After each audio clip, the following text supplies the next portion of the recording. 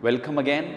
आज हम affirmative sentences फिर से करेंगे जो बकिया टेंसेस हैं उनके। अच्छा, पहले आप लोग इस चार्ट को देखिए। इस चार्ट पर लगे हुए ये जो 3 ऑक्सिलरी वर्ब्स हैं इनके फिर सारे फॉर्म्स भी दिए गए हैं, और इसी तरह मैंने प्रेजेंट प्रोग्रेसिव टेंस के जो 3 जुमले हैं ये भी यहाँ पे लिखे हुए हैं। और इसके अलावा ये जो आपको हिस्सा नज़र आ रहा है इसमें सब्जेक्ट के बाद अगर आप देखें तो 2 जो तरह के जुमले होते हैं हमारे साथ। एक तो सब्जेक्ट के फ़ौरन बाद जब वर्ब आता है और वो मेन वर्ब होता है, और एक सब्जेक्ट के बाद मेन वर्ब से पहले जब ऑक्सिलरी वर्ब लगती है। तो इस तरह के 2 स्ट्रक्चर्स हमारे पास सेंटेंस के हो सकते हैं।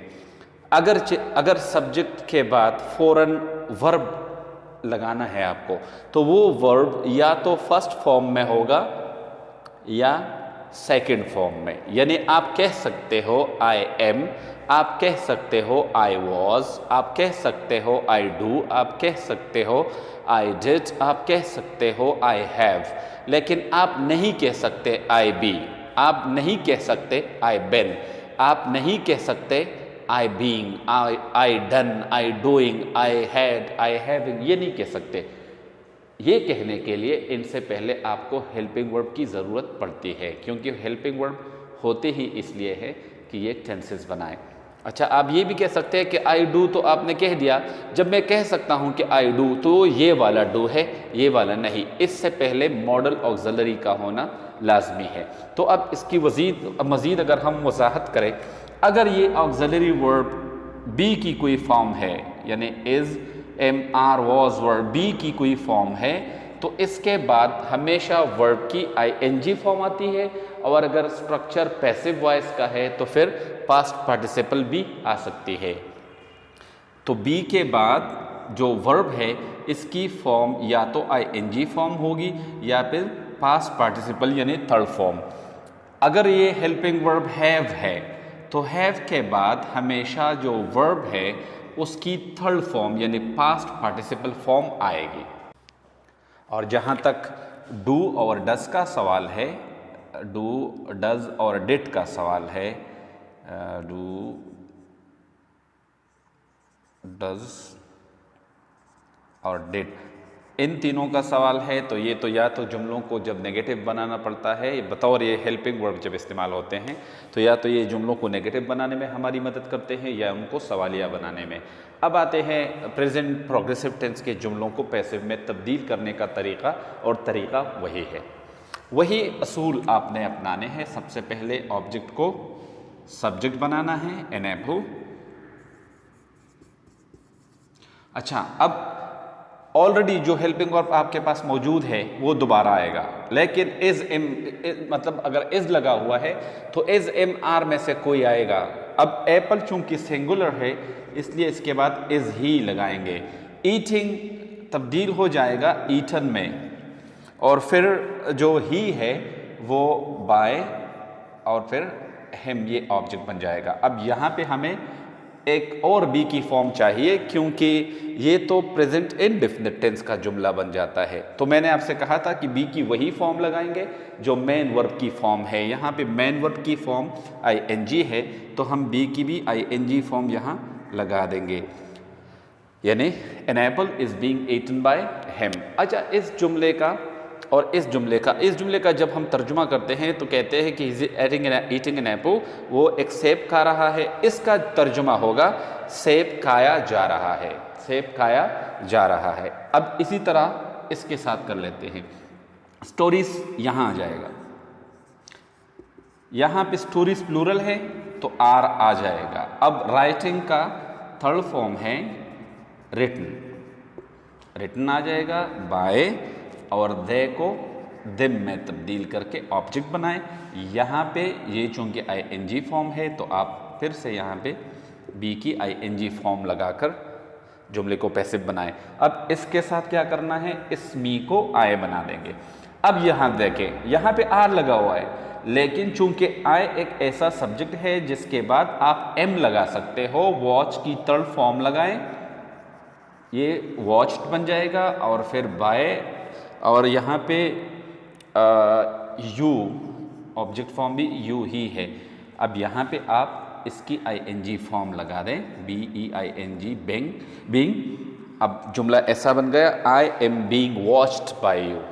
अगर बाय यू को हम हटा दें, जबकि बल्कि ये भी आपको मैं बता दूं कि ज़्यादातर कन्वर्सेशंस में ये जो जुमले का हिस्सा होता है, ये बाय फ्रेज, ये इस्तेमाल आपको होता हुआ नज़र नहीं आएगा इंग्लिश के जुमलों में। जब आप इंग्लिश कन्वर्सेशंस को सुनते हो तो ये बाय फ्रेज का इस्तेमाल वो नहीं करते पैसिव स्ट्रक्चर्स में, बल्कि 80% जुमलों में ये नहीं होता। तो ये जुमला बन गया, I am being watched bye you. आइए अब प्रेजेंट और पास्ट परफेक्ट के जुमलों को पैसिव में तब्दील करने का तरीका सीखते हैं, यानी प्रेजेंट परफेक्ट को और पास्ट परफेक्ट को। प्रेजेंट परफेक्ट देखिए बनाने का तरीका, पहले प्रेजेंट परफेक्ट का ये होगा कि सब्जेक्ट आएगा, सब्जेक्ट के बाद आपको हैव लगाकर फिर वर्ब की थर्ड फॉर्म लगानी है, यानी पास्ट पार्टिसिपल फॉर्म लगानी है।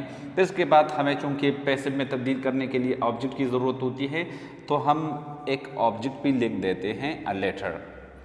यहाँ पे इस रूल को हमने फॉलो कर दिया है, हैव के बाद वर्ब की हमेशा थर्ड फॉर्म आती है, तो हमने ये रूल यहाँ पे फॉलो कर दिया है। अब इस जुमले को पैसिव में तब्दील करने के लिए अ लेटर को सब्जेक्ट बना दें, फिर हैज़ और हैव में एक लगा दें, चूंकि लेटर सिंगुलर नाउन है इसलिए हैव नहीं बल्कि हैज़ लगेगा।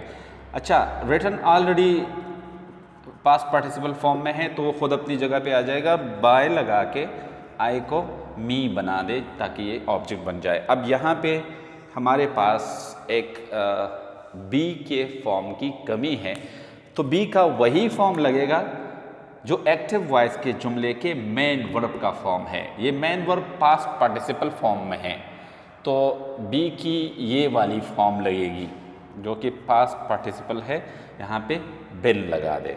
अगर मैं आपसे कहूँ कि पास्ट परफेक्ट टेंस का जुमला पैसिव में कैसे तब्दील करेंगे, तो भी आसान है। अगर यहाँ पे हम हैड लगा दें, तो देखिए हैड कहाँ पे है, पास्ट में, सब्जेक्ट के फ़ौरन बाद हैड है, तो ये वाली फॉर्म है, ये नहीं, क्योंकि अगर ये होती तो इससे पहले फिर हेल्पिंग वर्ब होता, लेकिन इससे पहले कुछ नहीं है, तो ये जो हेल्पिंग वर्ब है ये खुद भी past participle form past form में है, पास्ट पार्टिसिपल फॉर्म में नहीं है।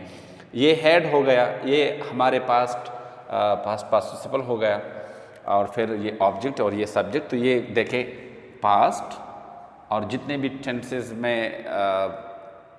आपके पास थर्ड फॉर्म या पास्ट पार्टिसिपल आए वो परफेक्ट टेंसेस होंगे, तो ये पास्ट परफेक्ट टेंस बन गया। अब ये इसको पैसिव में तब्दील करने के लिए, बल्कि मैं शुरू से कर लेता हूँ, यहाँ भी सबको हटा के शुरू से कर देता हूँ ताकि आपको समझ आ जाए। अ लेटर शुरू में आ जाएगा, अब जो हेल्पिंग वर्ब लगा है वो खुद वापस आ जाएगा। रिटन ऑलरेडी थर्ड फॉर्म में है तो उसी फॉर्म में रहेगा, बाय का इस्तेमाल करके आई को मी में तब्दील करेंगे। अब हमारे पास, चूँकि मैंने कहा था आप लोगों से कि वर्ब की तीसरी फॉर्म शर्त है और उससे पहले बी की कोई फॉर्म होना, ये पैसिव वॉइस के लिए शर्त है, तो यहाँ पे मिसिंग है बी की किसी फॉर्म का होना। बी की कौन सी फॉर्म लगाएंगे, जो मेन वर्ब की फॉर्म है, यानी पास्ट पार्टिसिपल, तो ये बिन यहाँ पे लगा के ये जुमला पैसिव वॉइस में तब्दील हो गया। A letter had been written by me, तो ये प्रेजेंट परफेक्ट और पास्ट परफेक्ट दोनों के जुमले, एक एक जुमला मैंने दोनों का कन्वर्ट कर दिया है पैसिव वॉइस में, और इसी तरीके से आप लोग इन टेंसेस के बाकी जुमलों को भी पैसिव में तब्दील कर सकते हैं। आइए अब फ्यूचर परफेक्ट टेंस के जुमलों को पैसिव में तब्दील करने का तरीका सीखते हैं। सबसे पहले एक फ्यूचर परफेक्ट टेंस का एक जुमला बना लेते हैं।